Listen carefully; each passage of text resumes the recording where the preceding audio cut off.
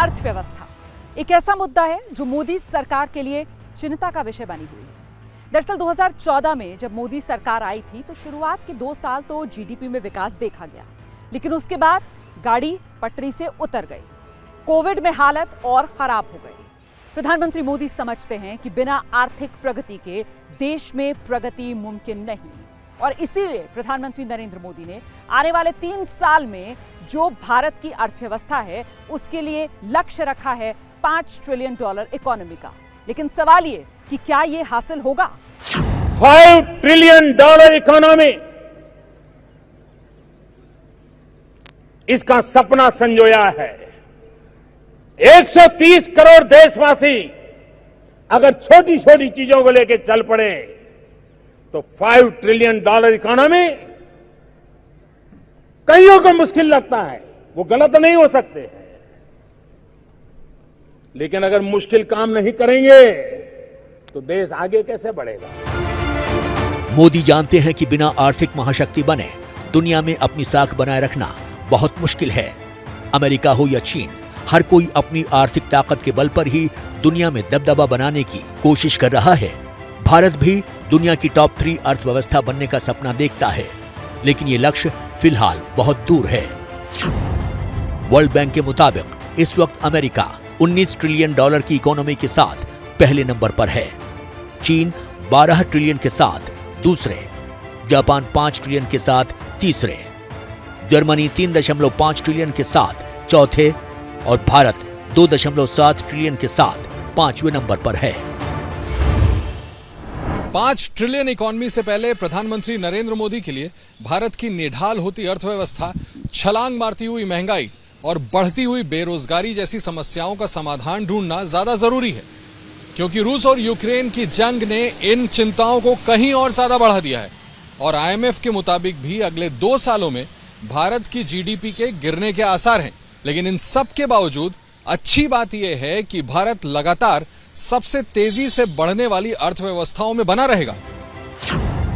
IMF के मुताबिक 2021 में भारत की जीडीपी दर 8.9% रही, लेकिन 2022 में इसका 8.2% रहने का अनुमान है और अगले साल यानी 2023 में गिरकर 6.9% रहने की आशंका है। 5 ट्रिलियन इकोनॉमी, ये सब बिल्कुल नारेबाजी है। भारतीय अर्थव्यवस्था अपने सबसे कमजोर दौर से गुजर रही है।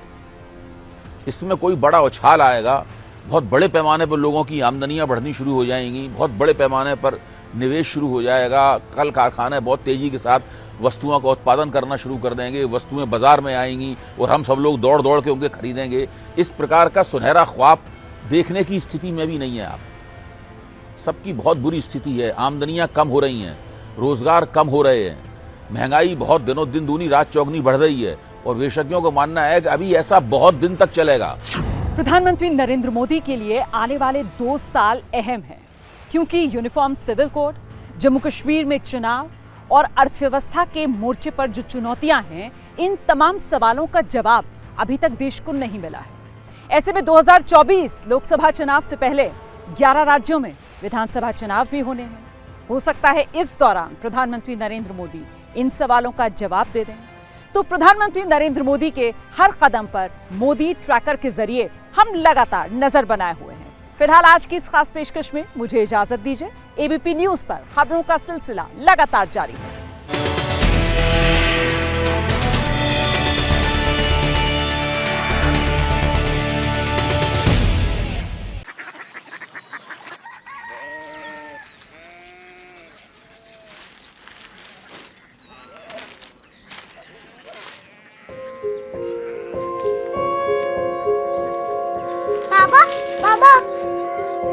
कोरिया सिटी जानी ना?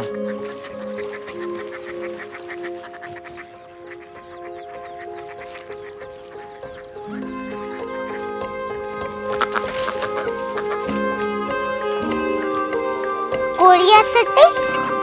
हाँ।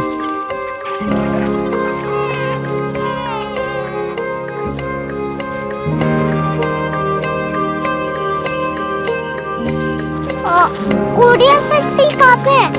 शहर अंग्रेजी लगे हैं।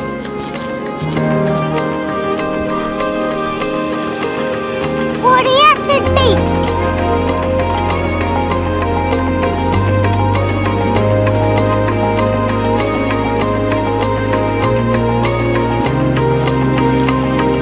वो बहुत दूर है।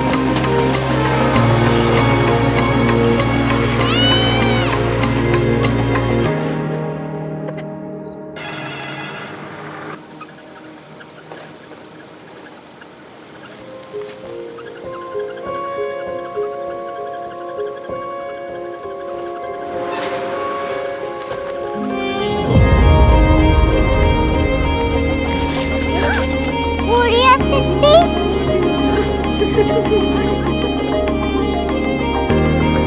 दुनिया को कुछ लोग बड़े होते हैं। कोरिया सिटी कहाँ है? प्रोफेसर साहब को पता होगा। हो, ये छोटा वाला ग्लोब लगता है और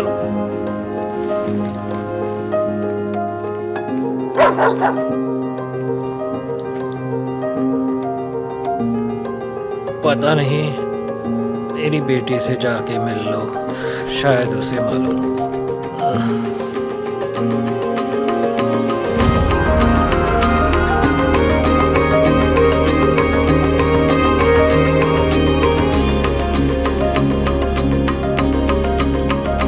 हाय, बाबा ने भेजा है। Come here. Korea city. Korea city नहीं, क्यूरियोसिटी। वो क्या?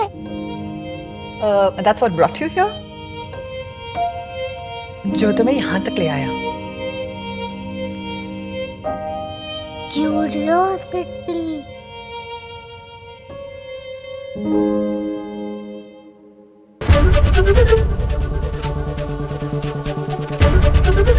एबीपी न्यूज आपको रखे आगे।